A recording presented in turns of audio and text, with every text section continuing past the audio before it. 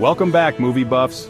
Today we're diving into the Marvel Cinematic Universe, but not for the reasons you might think. We're counting down the top 10 worst MCU movies and shows.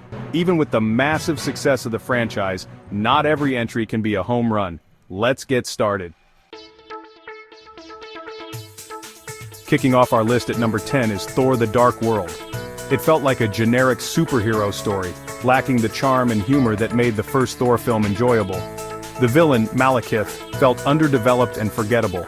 The whole Aether storyline just didn't resonate, and the stakes never felt high enough to truly engage with the story.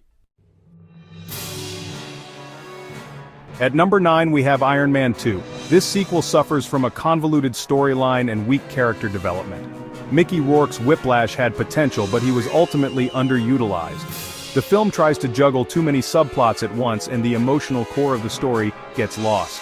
Iron Man 2 is a classic example of sequel syndrome, trying to do too much and failing to recapture the magic of the original. Coming in at number 8 is The Incredible Hulk. Edward Norton's performance as Bruce Banner is commendable, but the film feels forgettable and lacks a strong connection to the rest of the MCU. The action sequences lack the visual flair and excitement of later MCU installments. At number 7, we have Captain Marvel. The film suffers from a somewhat generic plot and struggles to fully flesh out Carol Danvers as a character. Brie Larson's performance felt somewhat flat, lacking the charisma and charm expected from MCU heroes.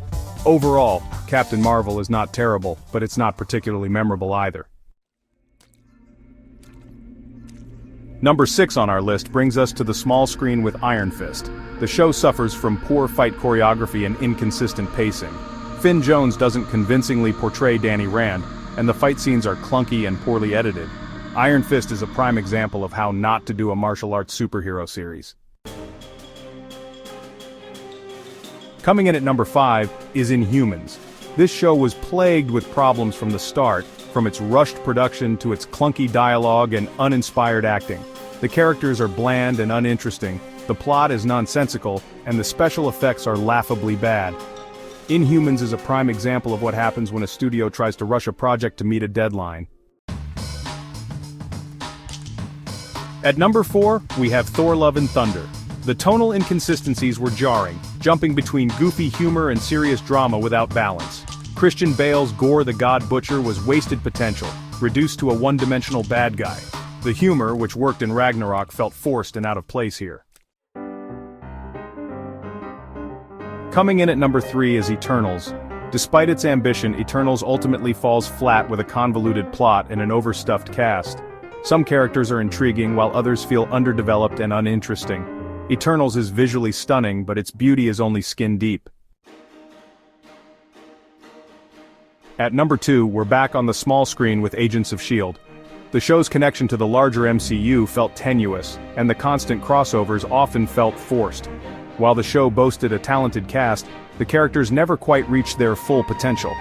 Agents of S.H.I.E.L.D. is a perfect example of a show that overstayed its welcome. It had moments of brilliance, but ultimately, it's a forgettable entry in the MCU. And finally, at number 1, the worst of the worst, we have Jessica Jones Season 2. The main villain, Jessica's mother, is poorly written and uncompelling.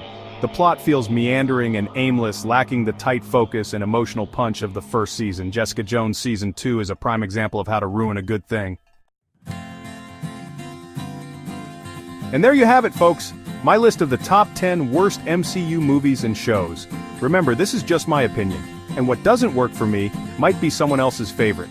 The MCU is vast and varied, and for every misstep, there are incredible films and shows that have captivated audiences worldwide. It's important to remember that even the biggest franchises have their ups and downs. Do you agree with my list? What are your picks for the worst MCU movies and shows? Let me know in the comments below.